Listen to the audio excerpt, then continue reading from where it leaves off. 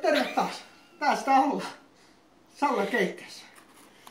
Tänään tehdään lihapiirakka eväksi huomiselle työpäivälle. Jokainen mies tietää, että lihapiirakka on parasta mitä löytyy. Kun se on valmiiksi meillä tässä halakastunut. Meillä on näytteeksi koulaviipaleita, parasta mitä löytyy kaupasta. Meetwurstia.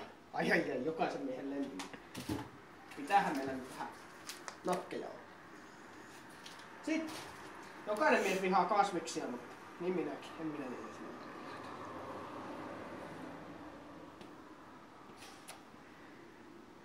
No laitetaan nyt pieni kasvikset. Tuosta tomaatti. Tomaattia ja meetwurstia. Kyllä. Ja nakki. Ei kommentoin väliin.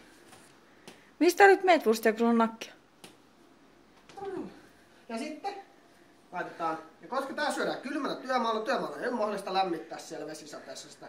Tää syödään kylmänä, eli se lämmitetään tänään. Sinne laitetaan kastikkeet valmiiksi. Nyt tulee väliin valkosipulikastiketta.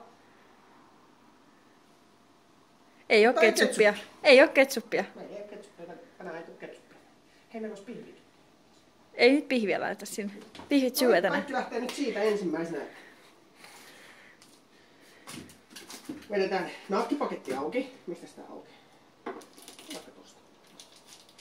Se on HK aitoja nakki. Nyt ei mainosteta mitään muuta kertaa, vaan mikä on hyvä. Vähän niinku muu. Mitä sanoit? Halkasta nakki. Joku on. Nyt tekisi holkasesi. Joo. Lyödä sinne väliin. Kissa. Pöpö tuli hakemaan sulta ruokaa. Juusto. Hyvää koudaviipale. Kouda hyvä juusto. Hyvä juustokouda. Ja hei, viippalet on parhaita siitä, että tää saa niinku helppo käsitellä. Ja ne maistuu hyvältä. Ei tarvitse ruveta vuolamaan mistään köntöstä. Ei tarvitse köntsää ruveta vuolamaan. Noniin, sitten laitetaan naggi.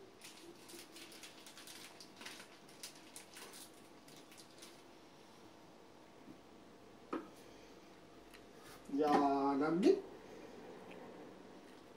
Näin. Ja sitten. Et sä anna kerjurille mitään.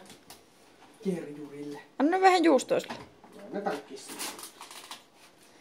Nyt laitetaan emännän toiveesta, annetaan kissalle vähän juustoa. Tappaa siitä. Koita nyt saada sen suuhun. Ei sitä tarvitse kuljettaa puoleen pitäjään. Toinenkin tuli. Sä syöt sen tässä kädestä, jos sä syöt.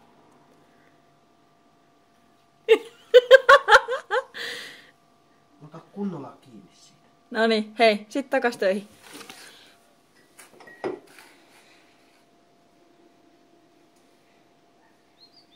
Itse söpö syö sitä juustoa.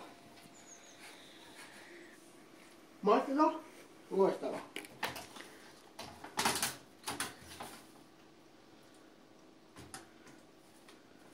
Meetwurstia, joka minä. Sulla on kohta nää minuuttia aikaa. Ja sitten lämmitetään. Miksi se lämmitetään tänään? Se lämmitetään tänään ja syödään huomenna kylmänä. Miksi se pitäisi lämmittää? Sen takia, että se juusto sulaa sinne.